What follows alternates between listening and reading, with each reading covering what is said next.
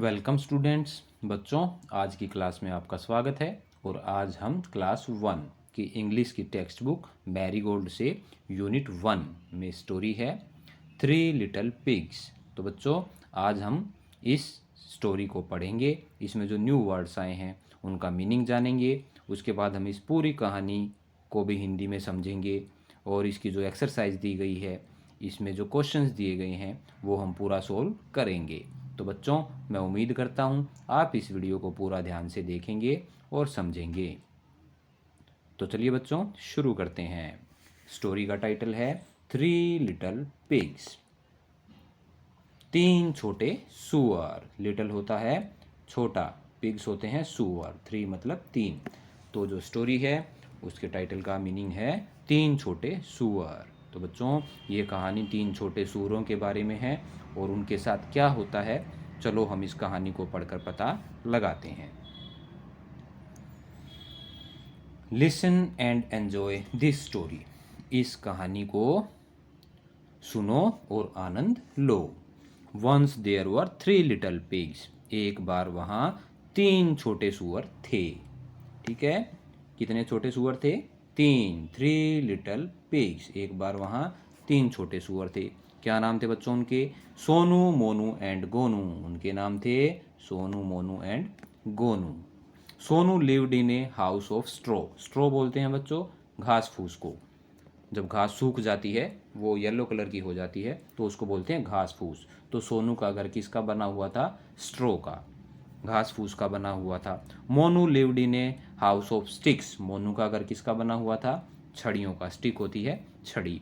And Gonu lived in a house of BRICS. और गोनू एक ईंटों के घर में रहता था। ब्रिक्स होती हैं ईंटें। ठीक है, ब्रिक्स होती हैं ईंटें।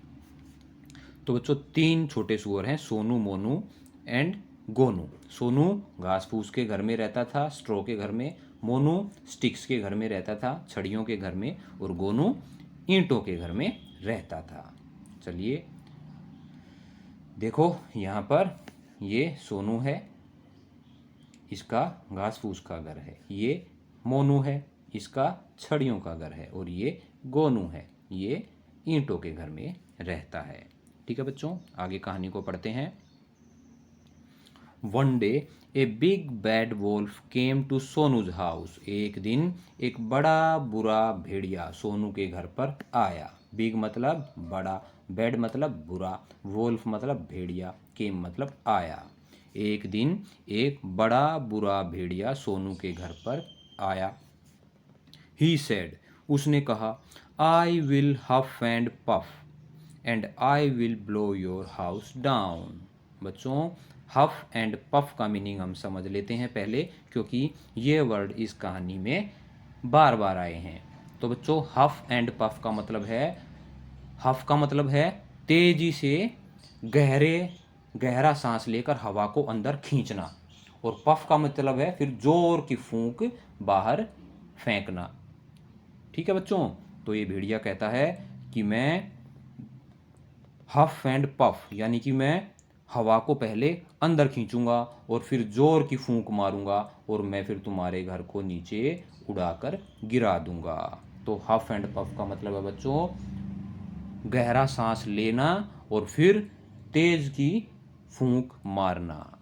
तो यह भेड़िया ऐसे कहता है कि मैं गहरा सांस लूंगा और फिर जोर की फूंक मारकर मैं तुम्हारे घर को उड़ाकर नीचे गिरा दूंगा। ठीक है, तो ऐसा इस बड़े बुरे भेड़िए ने कहा।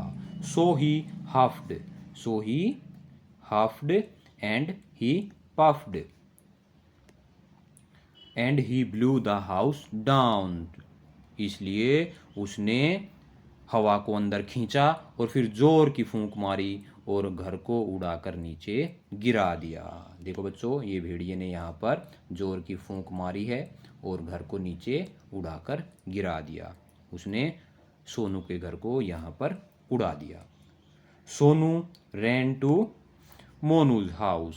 सोनू दौड़कर मोनू के घर पर गया।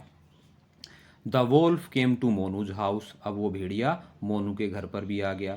ही सेड, उसने कहा, I will huff and puff and I will blow your house down. यहाँ भी पर भी आकर उसने वही बात की। उसने कहा कि मैं गहरा सांस लूंगा और फिर जोर की फूंक मारूंगा और फिर मैं तुम्हारे घर को उड़ाकर नीचे गिरा दूंगा। So he huffed and he puffed and he blew Monu's house down. फिर उसने गहरी सांस ली और फिर जोर की फूंक मारी और मोनू के घर को भी उड़ाकर उसने नीचे गिरा दिया। ठीक है बच्चों, देखो उसने यहाँ पर मोनू के घर को भी उड़ा दिया, गिरा दिया, उसे उसमें तोड़फोड़ कर दी। ठीक है बच्चों, तो बड़े बुरे भेड़िए ने सोनू और मोनू के घर को उड़ाकर नीचे गिरा दिया। Sonu and Monu ran to Gonu's house. फिर सोनू और मोनू दौड़कर गोनू के घर पर गए। The wolf came to Gonu's house. तब भेड़िया गोनू के घर पर भी आ गया। ही सेड, उसने कहा, I will huff and puff and I will blow your house down. यहाँ पर भी आकर उसने वही बात कही कि मैं गहरा सांस लूंगा, फिर जोर की फूंक मारूंगा और मैं तुम्हारे घर को उड़ाकर नीचे गिरा दूंगा। So he huffed and he puffed. इसलिए उसने गहरी सांस ली और फिर जोर की फूंक मारी। But he could not blow the brick house down. लेकिन वह ईंटों के घर को नीचे नहीं गिरा सका। Could not blow the brick house down. वह ईंटों के घर को नहीं उड़ा सका। It was very strong. यह बहुत मजबूत था। स्ट्रोंग मतलब मजबूत। The Wolff went away. अब वो भेड़िया चला गया। And Sonu Monu and Gonu. और सोनू, मोनू और Gonu lived happily together in the red bricks house. फिर सोनू, मोनू और गोनू एक साथ खुशी खुशी से उस लाल ईंटों के घर में रहने लगे। ठीक है बच्चों, ये कहानी थी 3 छोटे सूअरों की। और 3 छोटे सूअर हैं सोनू, मोनू एंड गोनू। सोनू का घर फूस का था, मोनू का घर छड़ियों का था और गोनू का घर ईंटों का था। तो बड़े बुरे भेड़िए ने सोनू और मोनू के घर को फूंक मारकर उड़ाकर गिरा दिया, लेकिन वह गोनू के घर को नहीं गिरा सका क्योंकि वह मजबूत था, ईंटों का बना हुआ था। अब भेड़िया चला गया और सोनू, मोनू और गोनू उस लाल ईंटों के घर में खुशी खुशी एक साथ रहने लगे। ये हमारी कहानी है 3 छोटे सूअरों की, 3 लिटिल पिग्स। अब हम आ चुके हैं बच्चों न्यू वर्ड्स पर, और न्यू वर्ड्स को हम हिंदी में समझ लेंगे। अभी न्यू वर्ड्स को हमने नीचे अलग से लिख लिया है, पहले पढ़ लेते हैं। लेट्स रीड, चलिए पढ़ते हैं। The wolf was big and bad. भेड़िया बड़ा और बुरा था। द वोल्फ वॉज बिग मतलब बड़ा, बैड मतलब बुरा। भेड़िया बड़ा और बुरा था। The pig was not big. और जो सुअर है वो बड़ा नहीं था। ठीक है, अब चलते हैं हम न्यू वर्ड्स पर।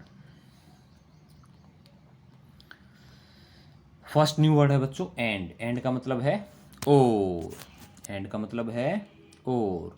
सेकंड वर्ड है बैड। बैड मतलब बुरा। थर्ड वर्ड है बिग। बिग मतलब बड़ा। फोर्थ वर्ड है बट। बट मतलब लेकिन। फिफ्थ वर्ड है नोट। नोट मतलब नहीं। सिक्स्थ वर्ड है वन। वन मतलब एक। सेवन्थ वर्ड है पिग। पिग मतलब सुअर। एट्थ वर्ड है वाज। वाज मतलब था। ठीक है बच्चों, अब आ चुके हैं हम इस स्टोरी की एक्सरसाइज पर। रीडिंग इज फन, पढ़ना मज़ा है। और बच्चों इसमें 2 क्वेश्चंस दिए गए हैं। चलो अब हम एक एक करके इनके आंसर समझ लेते हैं। How many pigs were there. वहाँ पर कितने सुअर थे? तो इसका आंसर बच्चों देयर वर 3 लिटिल पिग्स। वहाँ पर 3 छोटे सुअर थे। Question 2, what did the big wolf say to the pigs. जो बड़ा भेड़िया आया उसने उन 3 छोटे सुअरों को क्या कहा? तो इसका आंसर है बच्चों the big wolf used to say. तो जो बड़ा भेड़िया था वो कहता था, क्या कहता था? I will huff and puff and I will blow your house down to the pigs. उसने सूअरों को कहा कि मैं गहरा सांस लूंगा और फिर जोर की फूंक मारूंगा और मैं तुम्हारे घर को उड़ाकर नीचे गिरा दूंगा। यही बात वो बार बार उसने तीनों सूअरों को कही। ठीक है बच्चों, तो इस क्वेश्चन में पूछा गया था कि वो जो बड़ा भेड़िया था वो सूअरों को क्या कहता है, तो उसने यही बात तीनों सूअरों को बोली। Let's talk. बच्चों इसमें भी 2 क्वेश्चन हैं, चलो अब हम इनके भी आंसर देख लेते हैं। वाज द वोल्फ गुड और बैड? भेड़िया अच्छा था या बुरा था? भेड़िया बुरा था, क्योंकि वह सूअरों के घर को गिरा देता है, उनको नष्ट कर देता है। What is your house made of? आपका घर किस चीज़ का बना हुआ है? तो answer 2, my house is made up of BRICS and cement. मेरा घर ईंटों और सीमेंट का बना हुआ है। ब्रिक्स होती है ईंट और सीमेंट होती है, सीमेंट को हिंदी में सीमेंट ही बोलते हैं, घर बनाने में काम आती है। तो मेरा घर ईंटों और सीमेंट का बना हुआ है। Let's share. इसमें पूछा गया बच्चों हु इज़ गुड, कौन अच्छा है, और हु इज़ बैड, कौन बुरा है। तो जो पिग है ये कौन है? गुड, ये अच्छा है। और ये है भेड़िया, तो ये कौन है? ये कैसा है? ये बुरा है, क्योंकि ये दूसरे के घर को तोड़ता है। तो पिग अच्छा है और वोल्फ यानी कि भेड़िया बुरा है। Who is good? The pig is good, सुअर अच्छा है। हु इज़ बैड, कौन बुरा है? द वोल्फ इज बैड, भेड़िया बुरा है। Let's act. बच्चों यहाँ एक एक्टिविटी है और उसमें आपको एक्टिंग करनी है। Imagine you are at home, कल्पना करो कि आप घर पर हैं। When the wolf huffs and puffs, जब भेड़िया फूंक मार रहा है, वह सांस लेकर जोर की फूंक मार रहा है और आप घर पर हैं, ऐसी कल्पना करो। Act out the story of the Wolff and 3 pigs. फिर आपको भेड़िया और तीनों सूअरों की जो कहानी है उसकी एक्टिंग करनी है। कहानी को नाटक के तौर पर एक्टिंग करके आपको दिखाना है। ठीक है बच्चों, इसमें एक्टिंग करनी है, यहाँ पर लिखने के लिए कुछ नहीं है। अब आ चुके हैं हम नेक्स्ट पेज पर। से अलाउड, जोर से कहिए।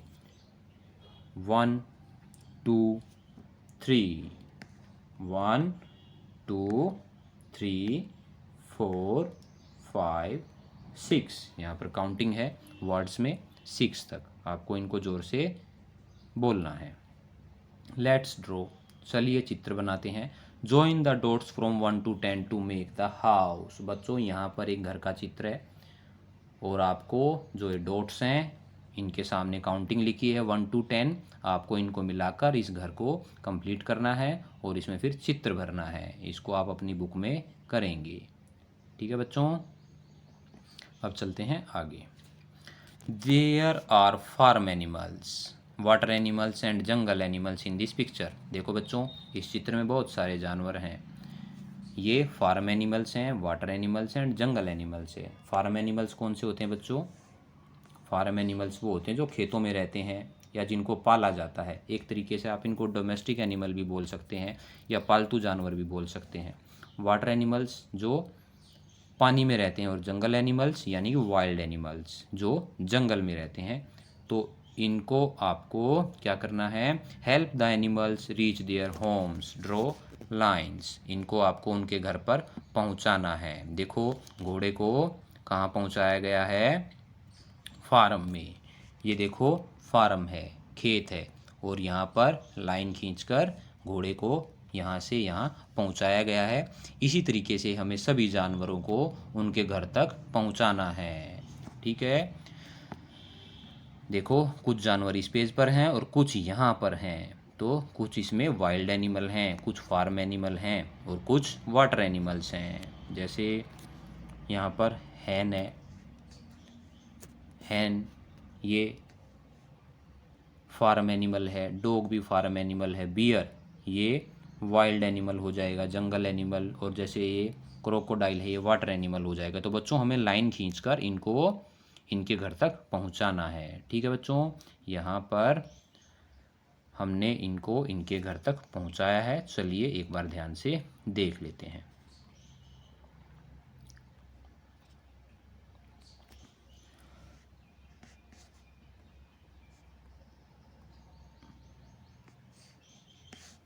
देखो, हैन को हमने फार्म पे पहुंचा दिया, हॉर्स को भी फार्म पे पहुंचा दिया, ये फार्म एनिमल्स हैं। बियर को हमने कहाँ पहुंचा दिया? जंगल में, ये एक वाइल्ड एनिमल है। बुफेलो को हमने फार्म में पहुंचा दिया। हमें लाइन खींचनी है। डॉग को हमने, देखो ध्यान से, फार्म में पहुंचाया। क्रोकोडाइल एक वाटर एनिमल है, तो इसको हमने यहाँ पर वाटर में पहुंचा दिया। उसके बाद है बच्चों मेंढक भी पानी में रहता है, तो इसको भी हमने यहाँ वाटर में पहुंचा दिया। ठीक है, अब है रेनोसोर्स, ये गैंडा होता है और इसको भी हमने जंगल में पहुंचा दिया, ये भी एक वाइल्ड एनिमल है। बंदर भी जंगल में रहता है, इसको भी हमने जंगल में पहुंचा दिया। जिराफ भी जंगल में रहता है, ये भी एक जंगल एनिमल है, इसको भी हमने जंगल में पहुंचा दिया। तो बच्चों, गाय एक फार्म एनिमल है, इसको हमने यहाँ पर फार्म में पहुंचा दिया। तो इस तरीके से आपको लाइन खींचकर इन एनिमल्स को उनके घर पर पहुंचाना है। कौन सा वाटर एनिमल है, कौन सा जंगल एनिमल है और कौन सा फार्म एनिमल है। तो बच्चों, इस तरीके से आप इनको ध्यान से देखकर पूरा करेंगे। ठीक है, नीचे एक छोटी सी पोयम है, अब हम उस पोयम को पढ़ लेते हैं। बोबो सेज द डॉग, कुत्ता कैसे बोलता है? कुत्ता कैसे बोलता है? कुत्ता बोलता है बोबो। Mew mew says the cat, और बिल्ली कैसे बोलती है? Mu mu. ब्लीट ब्लीट, अब बकरी कैसे बोलती है? गोट होती है बकरी, bleat bleat. Roar roar says the lion, lion कैसे दहाड़ता है शेर? Roar roar. और बच्चा कैसे बोलता है? हेलो हेलो, बच्चा कैसे बोलता है? Hello hello. आपको ये छोटी सी पोएम है, ये गानी है। ठीक है बच्चों, यहाँ पर आकर हमारी इस पोएम की एक्सरसाइज समाप्त होती है। मैं उम्मीद करता हूँ आपको ये स्टोरी, ठीक है, पोएम नहीं बच्चों, स्टोरी, यहाँ पर आकर हमारी स्टोरी की एक्सरसाइज कंप्लीट होती है। मैं उम्मीद करता हूँ आपको ये स्टोरी, इसका हिंदी में मीनिंग, इसमें जो न्यू वर्ड्स आए हैं उनका मीनिंग और इसकी कंप्लीट एक्सरसाइज, इसके क्वेश्चंस के आंसर्स सब आपको अच्छे से समझ में आया होगा। तो please like this video and subscribe our channel. Thanks for watching.